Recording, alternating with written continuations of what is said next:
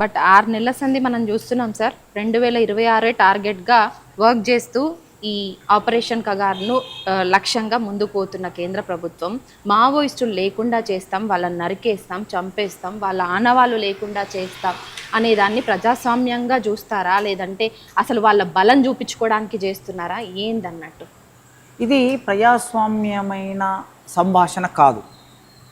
ఒక ప్రభుత్వాన్ని నడుపుతున్న హోంమంత్రి లేదా ప్రధానమంత్రి ఇంకెవరైనా కావచ్చు, వాళ్ళు మాట్లాడే భాష ఈ పద్ధతిలో ఉండకూడదు.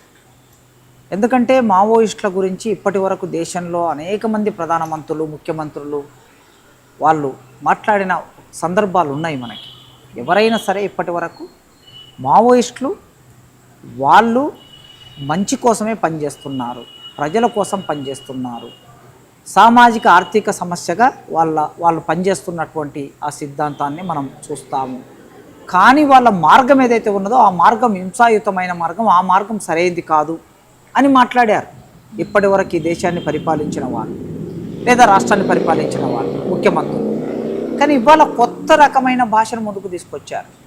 ఇది రాజ్యాంగానికి వ్యతిరేకమైన భాష, ప్రజాస్వామ్యానికి వ్యతిరేకమైన భాష, ఆ స్థాయిలో ఉన్నటువంటి వాళ్ళు మాట్లాడకూడని భాష. మావోయిస్టులు దేనికోసం పోరాటం చేస్తున్నారో ఆ సమస్యను పరిష్కరిస్తే మావోయిస్టులు లేనటువంటి దేశంగా మారుతుంది తప్ప, సమస్యని పరిష్కరించకుండా మావోయిస్టులని ఏరివేస్తామనంటే దాని వలన ఒరిగేది ఏమి ఉండదనేది నేను భావిస్తున్నాను. అవును సార్. అంటే తెలంగాణ ఛత్తీస్గఢ్ సరిహద్దుల్లో ఇంతకుముందు ఈ ఎన్కౌంటర్ల మోత మోగగా అది పెద్ద హాట్ టాపిక్గా మారింది. ఇప్పుడు భూపాల్పల్లి సరిహద్దు అయినటువంటి కర్రెగుట్టలో జరుగుతున్నటువంటి టెన్షన్ వాతావరణం కావచ్చు, సో కేంద్ర బలగాలు వాళ్ళ స్థావరాల మీద అంటే ఆధునిక టెక్నాలజీని యూజ్ చేసి మరి అంటే డ్రోన్స్ కావచ్చు, లేకపోతే ఇప్పుడున్నటువంటి టెక్నాలజీ యూజ్ చేసి వాళ్ళ స్థావరాలను ఎండగట్టడాన్ని ఎట్లా చూస్తారు? అసలు ఏం చెప్పదలుచుకున్నారు సార్ వాళ్ళకి? అంటే ఇది పోలీసులకి అటు మావోయిస్టులకి మధ్య ఒక సవాల్గా మారింది, దాని గురించి ఏం చెప్తారు? నేనేం కోరుకుంటున్నా అంటే వెంటనే శాంతి చర్చలు మొదలు పెట్టాలి. దానికి కావలసిన ప్రాతిపాదిక ఏముండాలంటే మొట్టమొదలు ప్రభుత్వం బాధ్యతగా వ్యవహరించాలి. కేంద్ర ప్రభుత్వం బాధ్యతగా వ్యవహరించవలసిన కేంద్ర ప్రభుత్వం సైన్యాన్ని, అర్ధ సైనిక బలగాలని ఆ అడవుల్లోకి పంపకుండా వాళ్ళని వెనక్కి పిలిచి వాళ్ళ శిబిరాలకే పరిమితం చేయాలి. ఇటువైపు మావోయిస్టులు కూడా వాళ్ళు సాయుధ చర్యలు చేయకుండా వాళ్ళు వాళ్ళ ప్రాంతానికి పరిమితం కావాలి.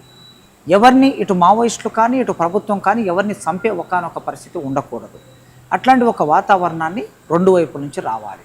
ముఖ్యంగా ప్రభుత్వానికే ఎక్కువగా బాధ్యత ఉంది.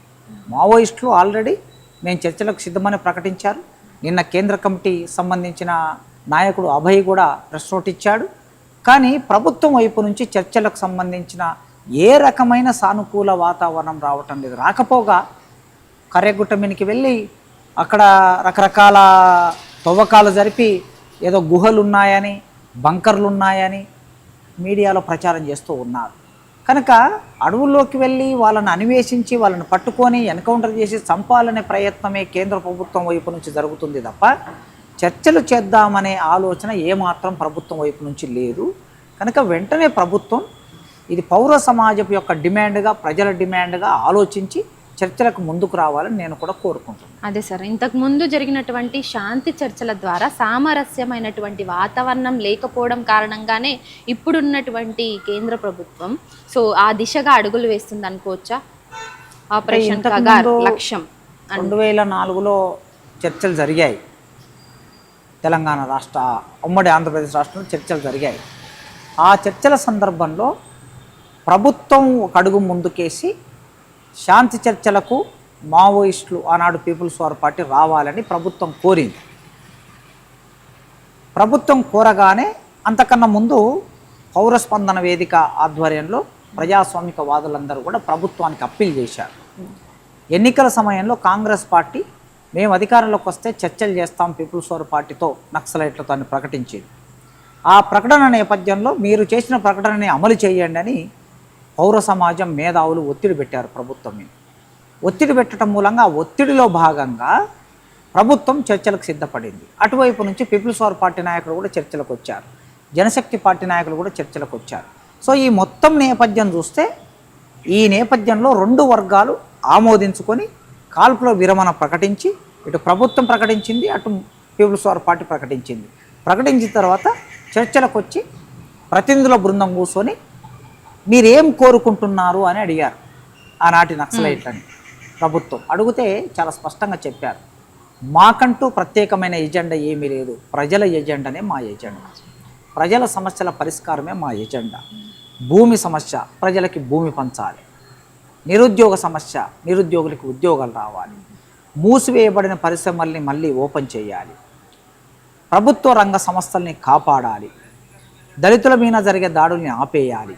సమాజంలో ఆర్థిక అసమానతలు బాగా పెరిగిపోతున్నాయి, ఈ ఆర్థిక అసమానతలు పెరగకుండా చూడాలి. ఇట్లాంటి విషయాలు మళ్ళీ చర్చల్లో పెట్టారు. పెట్టిన తర్వాత ఈ సమస్యల్ని ప్రభుత్వం పరిష్కరించలేదు. ఎందుకు పరిష్కరించలేదంటే ఈ ప్రభుత్వం భూస్వాముల చేతుల్లో, పెట్టుబడిదారుల చేతుల్లో ఉన్నప్పుడు నక్సలైట్లు అడిగినటువంటి ఈ విషయాలను పరిష్కరించే అవకాశం లేదు. అందుకే నక్సలైట్లు ఈ విషయాలను బాగా చర్చలు పెడుతున్నారు, ప్రజలలో ఎక్కువ ప్రచారం అవుతున్నారు, ప్రజల నుంచి ఆమోదం వస్తుందని భయపడిపోయి ప్రభుత్వం ఏం చేసిందంటే కాల్పులు జరిపింది. నక్సలైట్ల మీద కాల్పులు జరపడం మూలంగా ఆ కాల్పుల్లో, ఎన్కౌంటర్లో చాలామంది మరణించారు. ఆ మరణించినప్పుడు అప్పుడు ఆనాటి పీపుల్స్ వార్ పార్టీ మేము చర్చల నుంచి విత్డ్రా అవుతున్నాం, ఎందుకంటే ప్రభుత్వం ఏకపక్షంగా మా మీద కాల్పులు జరిపి మమ్మల్ని చంపుతూ ఉన్నప్పుడు మేము చర్చల్లో ఉండటం అనేది అది హాస్యాస్పదంగా ఉంటుంది కనుక మేము చర్చల నుంచి విత్డ్రా అవుతున్నామని వాళ్ళు ప్రకటించారు.